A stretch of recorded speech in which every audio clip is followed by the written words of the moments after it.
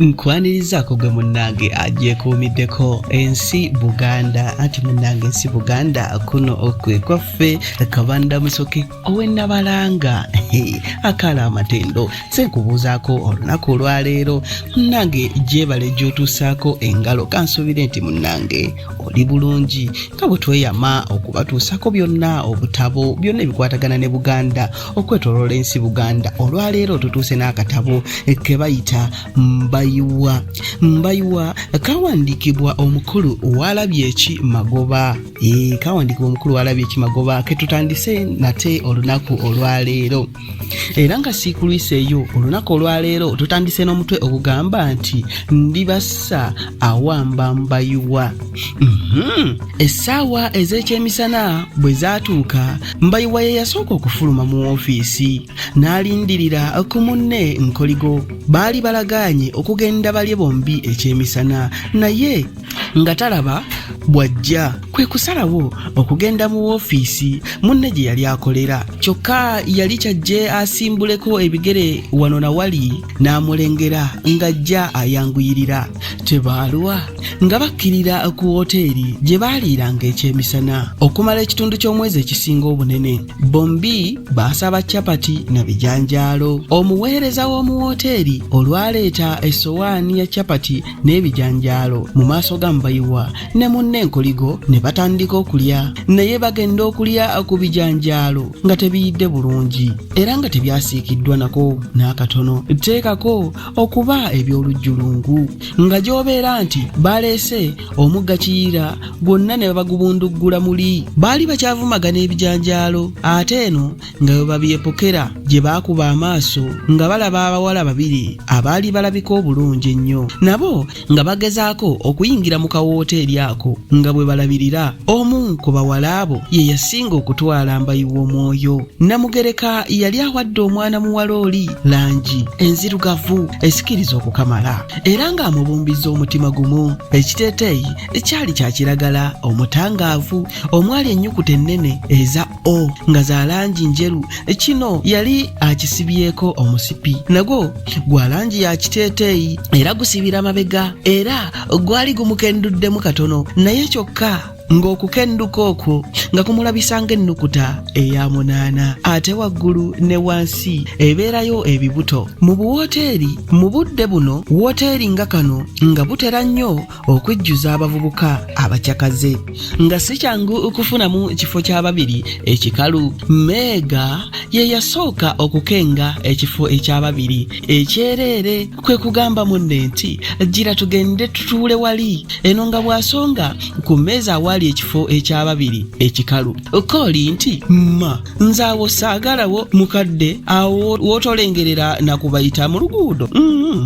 ko Meega nti Ndibassa naawe n'okwagala okutunuulira abayita wano Mbayiwa we yakonera ku munne n'olukokola nga bw'amukuba akaama nti erinnya ly'ekiwala oliwulidde Nkoligo ng'eno bw'asonga ku bawala olunwe n'awujja munne akabuuzo nti ogamba bali ko Mbayiwa mukaama eno nga bw'amukoonyaako engatto nti tobasonga mu lunwe bajja kutulaba ate n'amubuuza nti yo wange gw'osiimyeko aliwa Nkoligo n'amutegeeza nga ye bw'atalina gw'asiimyeko Mbayiwa nti nze kiri nga bw'alaga mu Ndibassa n'omumwa gwe mpolampola era kwe kubuuza munne nti ye erinnya lyakyo waliwulidde Nkoligo nti Mbayiwa n'agamba nti nawulidde munne amuyita Ndibassa naye ekyerinnya si kikulu nja kulimanya mangu nnyo wano Nkoligo we yamugambira nti naye Mbayiwa abawala abalungi tebali kussa ggwe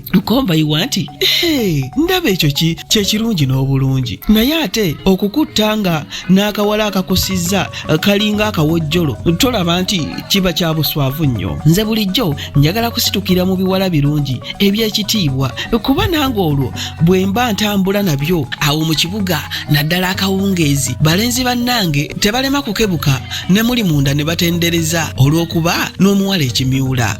Ate ne kinnyamba ndaba nange endabika yange sirowooza nti yeekutuza endiga ku ttale.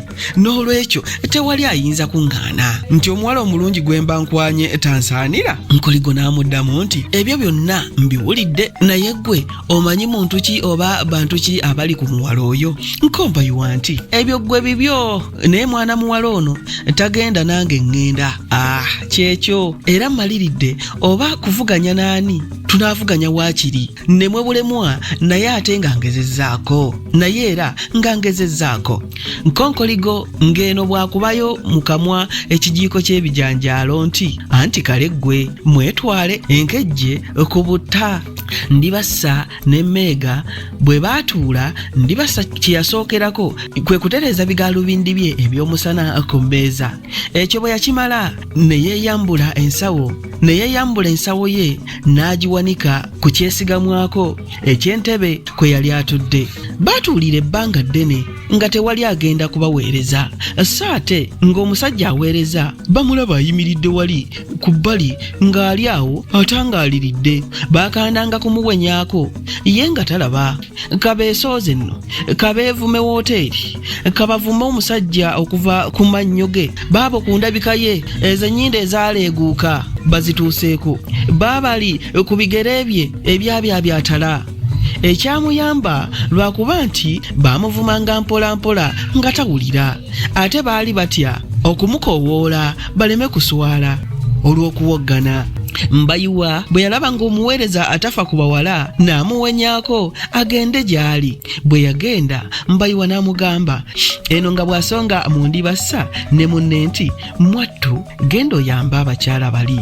Ekyo yakikola ng'asuubira nti yajja kuba ntandikwa nnungi ey'okuseetulirako emboozi ne Ndibassa. Omusajja omuweereza yasooka kumagamaga nga bwe yeebuuza nti baliwa be mugamba. Mbayiwa n'amuddamu mu ddoboozi erikakamu era lyeyagenderera n'okussaamu eggono lisobole okusikiriza Ndibassa amutende okuba ow'enjogera ennungi nti mwattu ntegeeza abakyala bali tobalaba. Ebyo yabyogera asonga mu Ndibassa ne munne. Omusajja kwe kugenda awaali Ndibassa eno nga bw'abiina n'ensige n'agamba omusajja omuweereza nti mwattu tufunireyo ku menu. Ko omusajja eno yenna nga bw'asobeddwa nti enki, ate nga bw'anyeenya n'omutwe n'ayongerako nti nnyabo ffeeyo emmere tetugimanyi era tetugifumba wano. Abaali baliraanye abawala bwe baawulira ekyo ate nga bamanyi abawala kye baali basabye, Mbayiwa ne munne nga nabo towasudde wano baamuwa kibbo kya nseko. Ndibassa ne Meega nabo ne baseka. Enseko bwe zaaseebengerera, Ndibassa n'agamba omusajja omuweereza mu kiseera ekyo eyali awo ng'atangaaliridde olw'obutategeera ddala nsonga yali emusekereza nti mwattu menu kitegeeza akapapula okuli olukalala lw'ebika by'emmere gye mufumba wano awamu n'omuwendo gwegula. Omuweereza yenna ng'asanyukiridde ate muli nga bw'awuliramu n'ensonyi ekatono mu kiseera kye kimu n'addamu nga bw'anyeenya n'omutwe nti ekyo ky'otegeeza. Naye ne yeeyongera mu maaso yenna nga tafaayo nti oba Ndibassa anaamulowoozaamu ki, era ng'alaga nga bw'ali omumativu ku nkola yaabwe gye balina mu kawooteeri kaabwe nga bwemalirawo.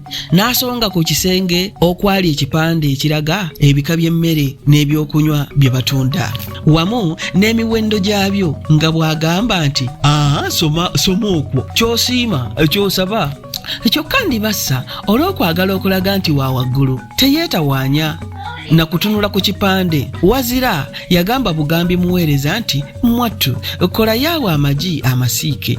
Ate n'akyukira Meega n'amugamba nti wamma si kyekyo. Ko Meega nti n'asiriikiriramu katono nga bw'alowooza, n'alyoka ayogera nti ndowooza atereko n'obummonde obusiike siwo. Ndibassa n'ayongerako nti ndowooza ne giraasi y'amata buli omu. Ko Meega nti nze njagala michungwa okusinga. Ko Ndibassa nti gwe woolice. Wano kwe kukyukira omuweereza n'amugamba nti mwattu kola bw'oti amagi amasiike agange n'agage ng'asonga mu Meega, obummonde obusiike, essowaani 2, eggiraasi y'emichungwa n'ey'amata.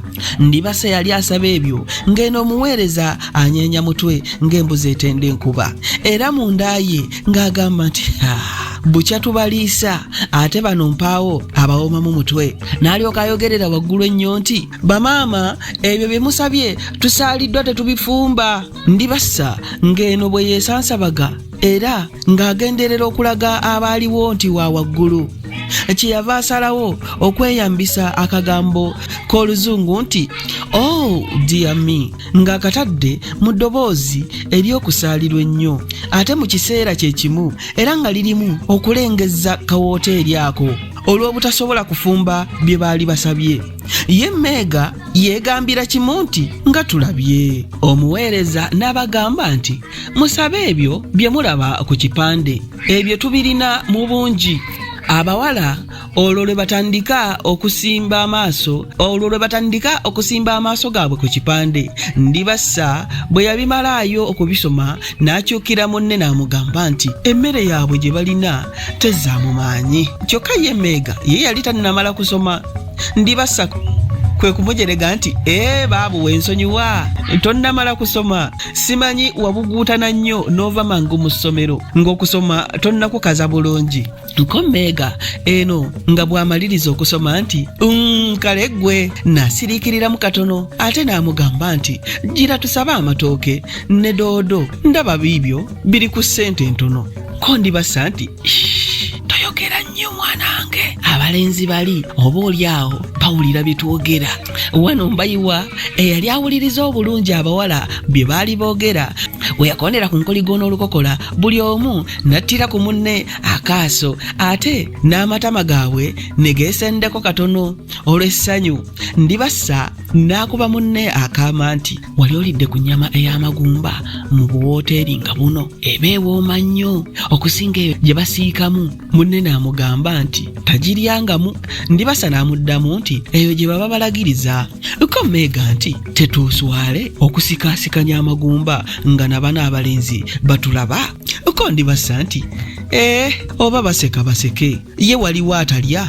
Awo n'awenya kumuweereza mu kiseera kino eyali abavuddeko ng'alaba tebalina kye basalawo era ng'atandise kutegula sowaani abalala ze baali bamaze okuliirako. Omuweereza bwe yakomawo Ndibassa n'amusaba akutameko wansi katono, ne musajja wattu teyali mubi n'akikola. Ndibassa kwe kumukuba akaama nti ennyama y'amagumba ekyaliyo. Omusajja ate yayogera nnyo n'addamu nti siwulira. Ndibassa yagenda okulaba ng'abantu bonna bamaguse babatunuulidde, n'akwata ku mimwa ng'awulira ensonyi zimuwambye yenna, n'agamba nti tufudde. Meega ne yeegayirira omusajja ayogere mpola mpola era kwe kumuddiramu.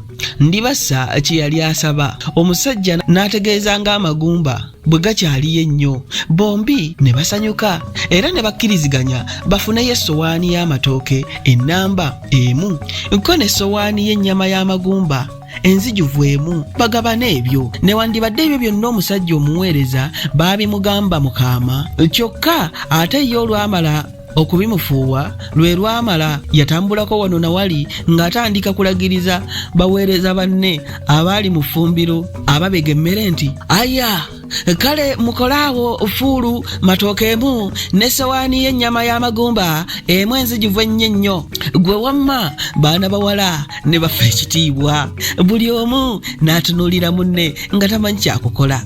Ndibassa n'agamba munne nti ekisajja nga kitusse, gira tugende. Kyokka Meega n'awakanya eky'okugenda nga yeekazaakaza muli nti waliwo atalya.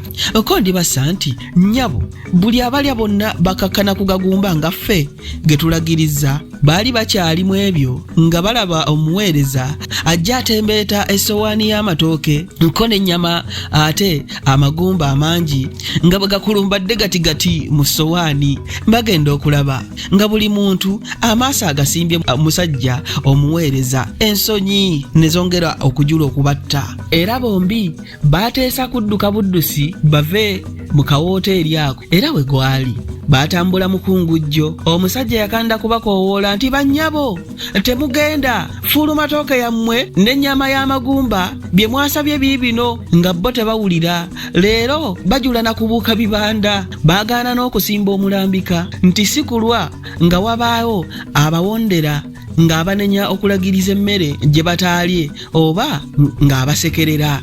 Mbayiwa yasalawo abalondoole asobole okufumbiikiriza Ndibassa amusuuleyo akagambo nga naawe bw'otegedde munne Enkoligo yamulekaawo n'alinnya Ndibassa ne munne Akagere. Munnange Ndibassa agenda okukebuka emabega nga Mbayiwa ono ko ye munda nti awo kagudde ssebo wuuyo matizza mmeega beefubitise edduuka eddene eryali awo mbuuza nti nga nno bakimaki mu dduuka wa tebalina badda mu kusumbuwa busumbuyi batunzi nga kulamuza kano nakali kyokka nga tebagula olwo Ndibassa abazaaki balwe mu dduuka Mbayiwa akoowe agende era akabanga bwe kaayitawo akawera baafuluma edduuka mbuulira baalaba ki Mbayiwa eyali ku nsonda y'edduuka yafubutukayo abasisinkane yajja butereevu gye bali n'abeera ng'atomera Ndibassa ne yeefuula eyeetonda nti nsonyiwa mwattu yesikata nkutomere ko Ndibassa nti kasita tontomedde. Mbayiwa teyasumagira ne yeeyanjula nga yeeragaalaga nnyo nti